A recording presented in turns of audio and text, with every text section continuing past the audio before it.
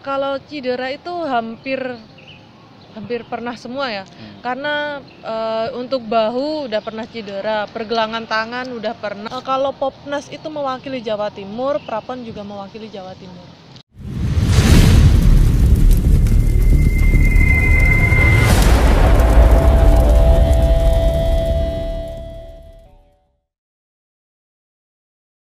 Assalamualaikum warahmatullahi wabarakatuh. Kembali lagi di channel Dua Sisi bersama saya Heri Setiawan di acara Cerita Silat.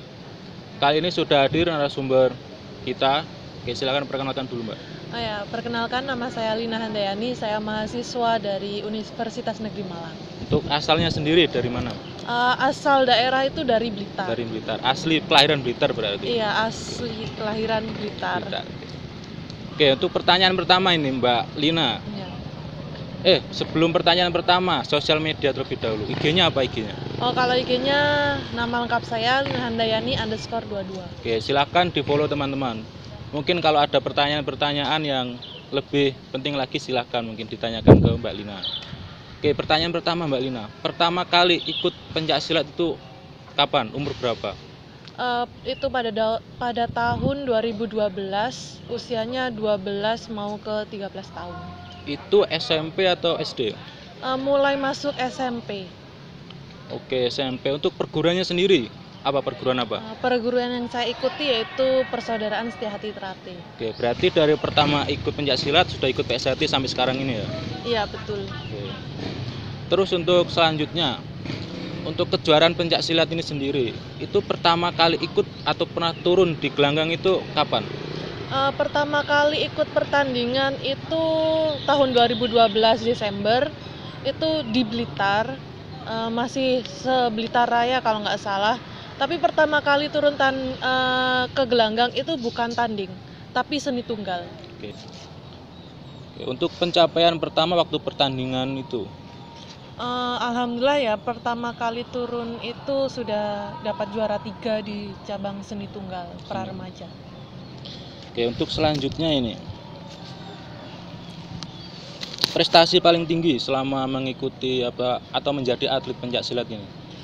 Untuk selama ini ya, yang pertama itu pernah ikut Popnas tahun 2017 dan juga ikut Prapon tahun 2019 kemarin di Jakarta Utara. Untuk Pomnas dan Prapon ini mewakili apa? Kalau Popnas itu mewakili Jawa Timur, Prapon juga mewakili Jawa Timur. Terus pencapaiannya? Kalau saat itu masih belum bisa lolos ya, jadi anggap saja itu kalah. Oke, terus untuk kedepannya gimana cita-citanya ini? Ya mungkin ingin bisa membahagiakan dan membanggakan orang tua sih. Kemudian mungkin juga masih ingin lanjut berprestasi walaupun tidak hanya di pencaksilat, mungkin di kegiatan lainnya. Oke, untuk pencaksilat ini sendiri tadi kan bilang bahwa untuk seni sudah pernah ngikuti kejuaraan-kejuaraan. Nah, untuk di fight-nya apakah ada pernah ikut atau gimana? Kalau fight itu sudah mulai dari setelah itu tahun 2014 baru mulai ikut tanding yang fight. Oke, untuk fight-nya ini kelas apa ini? Kalau dulu ya bertahap dari kelas A remaja sampai sekarang itu kelas C dewasa, sedangkan untuk Prapon kemarin itu kelas D dewasa. Oke, kelas D. Kemudian untuk kesulitan dan tantangan ini ketika menjadi atlet pencaksilat apa ini?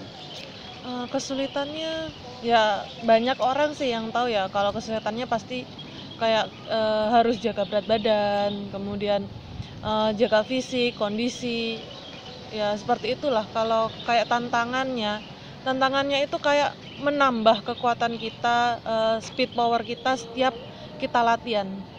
Oke, untuk latihannya sendiri nih porsinya berapa seminggu ini? Kalau di UM sendiri sih untuk latihannya itu seminggu 5 kali, dimulai hari Senin sampai hari Jumat. Oke, berarti untuk di UM sendiri berapa tadi? 5 hari. 5 hari. 1 minggu. 1 minggu. Terus untuk apa namanya recovery? Recovery itu gimana? Recovery-nya kita kadang ada yang jacuzzi atau berendam es. Kemudian kadang juga refreshing, kita jalan-jalan, saling ramah tamah sama tim, seperti itu sih. Nah, Mbak Lina ini kan perempuan ya. Nah, pertama kali ikut pencaksilat respon dari orang tua sendiri gimana? Kalau dulu sih, kalau orang tua sih biasa nggak terlalu mengekang. Cuman ada suatu ketika itu orang tua melarang. Jadi kadang, tapi kalau untuk saat ini sudah didukung sepenuhnya. Oke, untuk selanjutnya nih Mbak Lina, ini ada pertanyaan dari teman-teman yang sudah saya kasih di question box di Instastory Instagram. Yang pertama ini Mbak, ceritain dong Mbak pengalaman yang menurut Mbak gak enak selama ikut latihan pencak silat ini. Oke, silakan Mbak. Ya kalau nggak enak sih pasti banyak ya, karena kan pencaksilat itu termasuknya olahraga ekstrim. Ya pasti banyak kesusahan ya kalau yang nggak terbiasa. Tapi kalau kita jalaninnya ya biasa-biasa aja, karena kan kita juga mengejar target dari kita latihan itu sendiri. Jadi kalau untuk nggak enaknya mungkin kalau saat kita lagi down atau kita sakit dan kita itu memaksakan diri kita sendiri untuk ikut latihan. Nah, itu kan berdampak pada diri kita sendiri. Mungkin seperti itu sih kalau dari saya. Oke, jadi begitu teman-teman jawaban dari Mbak Lina. Oke, Mbak Lina, untuk yang pertanyaan kedua, pernah cedera apa selama menjadi atlet pencak silat ini, Mbak? Kalau cedera banyak, saya akui itu banyak ya saya cedera. Kalau cedera itu hampir pernah semua ya, karena untuk bahu udah pernah cedera, pergelangan tangan udah pernah, ankle, kaki, lutut, bahkan pinggul itu juga udah pernah dulu. Ya hampir semua sih kalau menurut saya. Oke, kembali ke pertanyaan saya sebelumnya, untuk respon orang tua mengetahui Mbaknya kan banyak cedera seperti ini gimana? Kalau orang tua nggak tahu karena saya nggak cerita sama orang tua. Oke, berarti nggak cedera. Ya. Berarti untuk penanganannya sendiri gimana?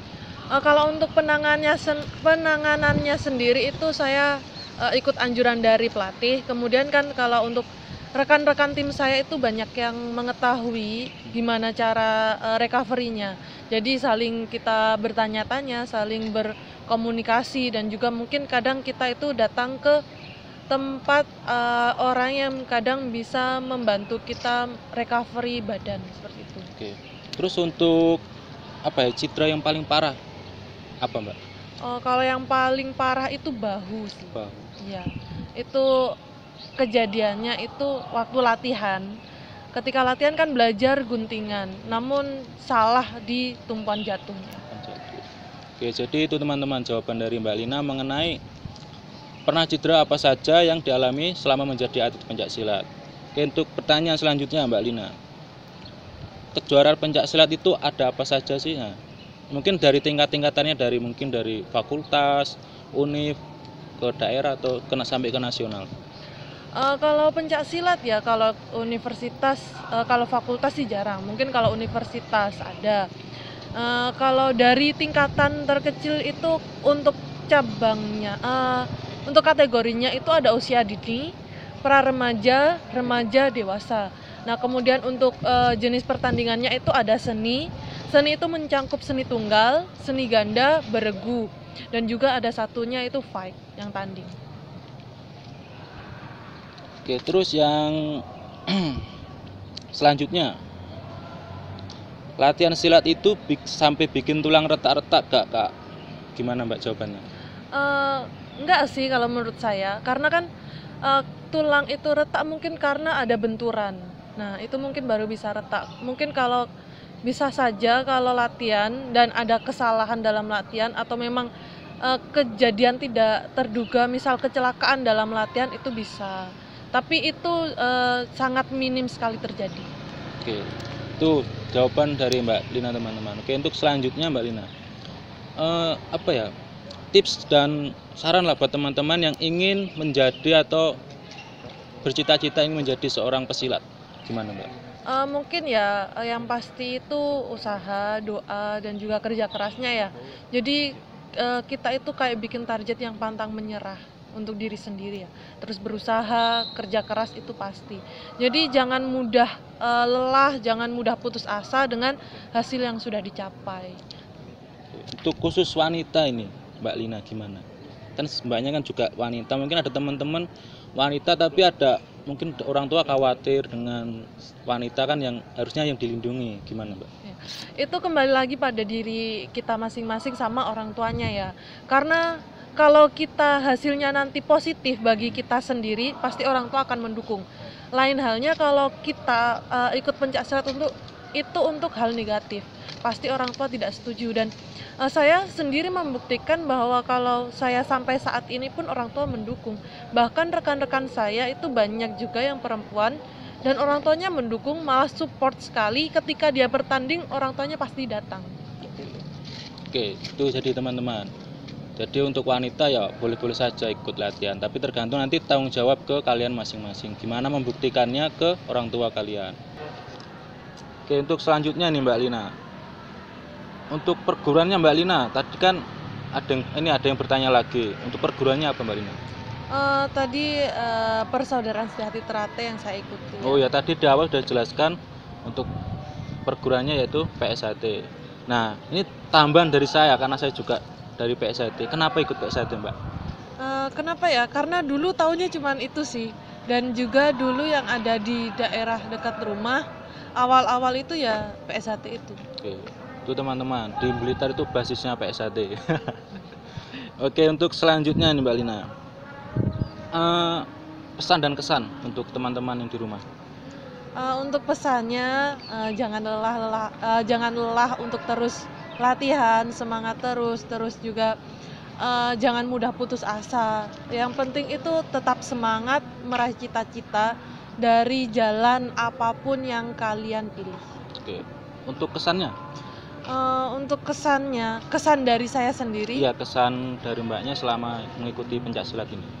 Kesannya sih menarik ya, karena kita selain tambah teman, tambah kalau di SH itu tambah dulur, juga tambah pengalaman. Nah, juga kita bisa mengenal orang-orang luar yang nggak hanya ada di daerah kita. Seperti itu. Oke, jadi begitu teman-teman. Oke, untuk selanjutnya kita akan menantang Mbak Lina untuk solo spell. Oke, untuk Mbak Lina gimana? Siap untuk solo spell? Ini insya Allah. Oke, insya Allah siap. Karena ini bulan puasa teman-teman, jadi kita tag video ini waktu bulan puasa. Jadi untuk solo spellnya kita tunggu di video selanjutnya.